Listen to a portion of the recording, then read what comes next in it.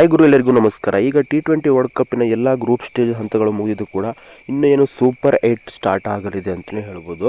ಈ ಸೂಪರ್ 8ಅಲ್ಲಿ ನಮ್ಮ team India 3 ಮ್ಯಾಚಸ್ಗಳನ್ನು ಆಡ್ತಾರೆ. ಬಾಂಗ್ಲಾದೇಶ್ ವಿರುದ್ಧ, ಅದೇ ರೀತಿ ಅಫ್ಘಾನಿಸ್ತಾನ ವಿರುದ್ಧ ಮತ್ತು ಆಸ್ಟ್ರೇಲಿಯಾ ವಿರುದ್ಧ ಆಡ್ತಾರೆ.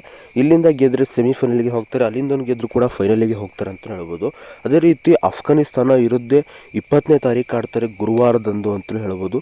ಈ ಗುರುವಾರ ನಮ್ಮ ಟೀಮ್ ಇಂಡಿಯಾ ಹಲವಾರು ಬದಲಾವಣೆ ಮಾಡೋ ಸಾಧ್ಯತೆ ಜಾಸ್ತಿ ಇತ್ತು. ಯಾಕಪ್ಪ ಅಂದರೆ ನಿಮಗೆ ಗೊತ್ತಿತ್ತು, ಅಮೇರಿಕಾದಲ್ಲಿ USA ಪಿಚ್ಚರ್ ಆಗಿದ್ದು ಕಾರಣ ಈಗಾಗಲೇ ನಮ್ಮ ಟೀಮ್ ಇಂಡಿಯಾ ಹಲವಾರು ಚೇಂಜಸನ್ನು ಮಾಡೋಕ್ಕಾಗಿಲ್ಲ. ಯಾಕಪ್ಪ ಅಂದರೆ ಬೌಲಿಂಗ್ ಸ್ಟ್ರೆಂತ್ ಬೇಕಾಗಿತ್ತು, ಅದಕ್ಕೆ ಸ್ವಲ್ಪ ಬ್ಯಾಟಿಂಗ್ ವೀಕ್ ಇದ್ದರೂ ಕೂಡ ಬೌಲಿಂಗಲ್ಲಿ ನಾವೇನಾದರೂ ರನ್ನ ಕಡೆ ಹಾಕ್ಬೋದು ಅನ್ನೋ ಕಾರಣಕ್ಕೋಸ್ಕರ ಈ ಒಂದು ಬದಲಾವಣೆನ ಮಾಡಿರಲಿಲ್ಲ. ಆದರೆ ಈ ಬದಲಾವಣೆನ ವೆಸ್ಟ್ ಇಂಡೀಸ್ ಪಿಚ್ಚಲ್ಲಿ ಮಾಡೋ ಸಾಧ್ಯತೆ ಜಾಸ್ತಿ ಇದೆ ಅಂತ ಹೇಳ್ಬೋದು. ಯಾಕಪ್ಪ ಅಂದರೆ ವೆಸ್ಟ್ ಇಂಡೀಸಲ್ಲಿ ಅಷ್ಟೇನು ಬೌಲಿಂಗಿಗೆ ಕಷ್ಟ ಆಗಲ್ಲ ಅಂತಲೇ ಹೇಳ್ಬೋದು.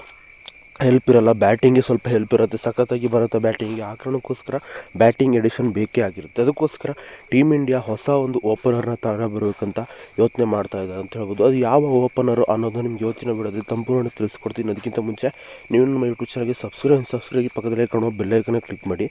ಅದು ಬೇರೆ ಯಾವ ಓಪನರ್ಸ್ ಅಲ್ಲ, ಯಶಸ್ವಿ ಜೈಸ್ವಾಲ್ ಸಖತ್ತಾಗಿ ಆಡಿದ್ದಾರೆ. ಆದರೆ US ಅಲ್ಲಿ ಚಾನ್ಸ್ ಸಿಗಲಿಲ್ಲ, ವೆಸ್ಟ್ ಇಂಡೀಸಲ್ಲಿ ಚಾನ್ಸ್ ಸಿಗೋ ಸಾಧ್ಯತೆ ಇದೆ ಅಫ್ಘಾನಿಸ್ತಾನ ವಿರುದ್ಧ ಮ್ಯಾಚ್ ಅಂತ ಹೇಳ್ಬೋದು. ಇದಿಷ್ಟು ಇವತ್ತಿನ ವಿಡಿಯೋ. ಈ ವಿಡಿಯೋ ಲೈಕ್ ಮಾಡಿ, ಶೇರ್ ಮಾಡಿ, ಚಾನಲ್ಗೆ ತಪ್ಪದೆ ಸಬ್ಸ್ಕ್ರೈಬ್ ಮಾಡಿ. ಬಾಯ್ ಸ್ನೇಹಿತರೆ.